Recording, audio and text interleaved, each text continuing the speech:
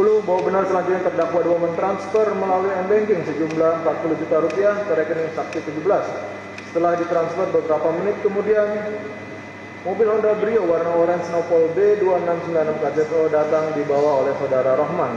Kemudian terdakwa 2 bertanya STNK-nya ada di mana. Saudara Rohman menjawab masih diurus, paling 2 hari beres. Terdakwa 2 menjawab oke, nggak apa-apa, bisa diatur itu.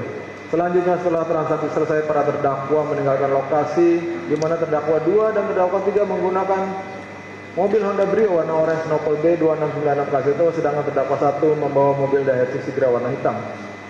Bahwa benar pada tanggal 2 Januari 2025 sekira pukul 2.00 setelah para terdakwa selesai bertransaksi pembelian mobil Honda Brio warna orange Nopol B2696 KZO, para terdakwa langsung kembali ke arah Jakarta untuk pulang.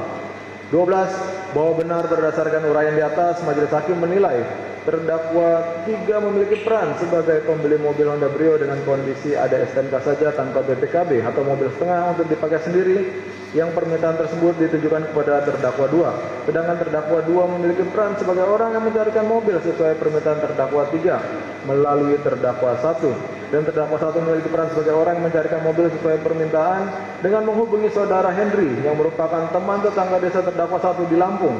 Selanjutnya melalui saudara Henry tersebut, para terdakwa pergi ke terminal Pakupatan Serang menemui saudara Isra alias Ires atau saksi 17, hingga akhirnya para terdakwa mendapatkan mobil sesuai pesanan terdakwa 3, yakni mobil Honda Brio warna orange Nopol B2696 KZO. Sehingga perbuatan terdakwa 1, terdakwa 2, dan terdakwa 3 merupakan bentuk rangkaian perbuatan yang dilakukan secara bersama-sama dalam waktu, tempat, objek yang sama, dan ketiganya saling mengetahui maksud perbuatannya. Dengan demikian, dari fakta-fakta tersebut di atas, majelis hakim berpendapat bahwa unsur keempat yang dilakukan secara bersama-sama telah terpenuhi. Menimbang bahwa dengan pertimbangan ini pula, majelis hakim sekaligus menanggapi keberatan penasihat hukum para terdakwa yang menyatakan bahwasanya para terdakwa memang berada di lokasi transaksi barang hasil curian di masjid bersama saudara Ires atau saksi 17. Namun demikian, transaksi hanya dilakukan antara terdakwa 2 dan saksi 17 sebesar 40 juta rupiah. Untuk terdakwa 1 dan terdakwa 3 tidak terlibat dalam hal ini, karena sejak awal yang dijanjikan adalah mobil leasing. Mobil tersebut ilegal, namun para terdakwa tidak mengetahui mobil Honda Brio orange tersebut adalah hasil curian dari rental, dan perbuatan penadahan terhadap terdakwa 3 akan terjadi bila sudah tiba di Jakarta. Dari awal perbuatan hingga kejadian ini, terdakwa 3 belum melakukan transaksi sepeser pun.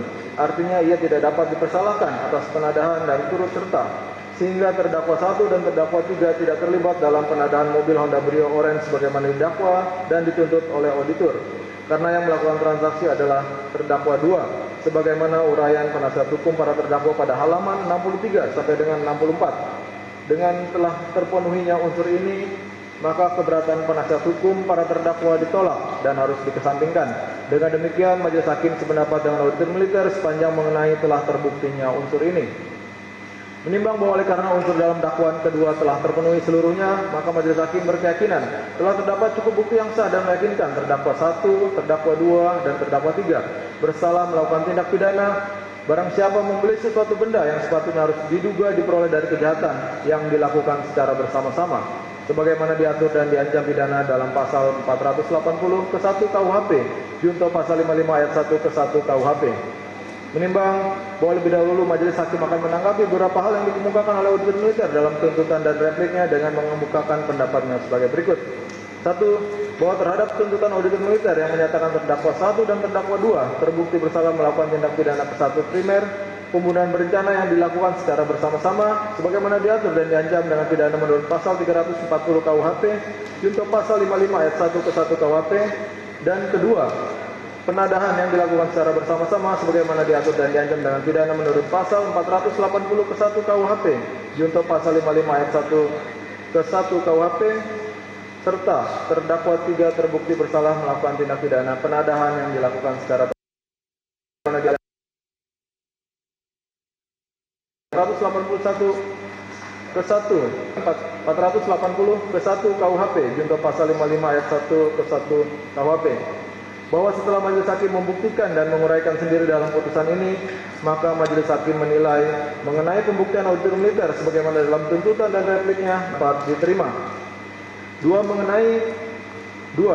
bahwa mengenai pidana yang dimohonkan oleh unsur militer, majelis hakim akan mempertimbangkan sendiri dalam putusan di bawah ini setelah memperhatikan motivasi dan akibat perbuatan para terdakwa, serta keadaan-keadaan yang memberatkan dan meringankan yang sesuai dengan fakta-fakta yang terungkap di persidangan.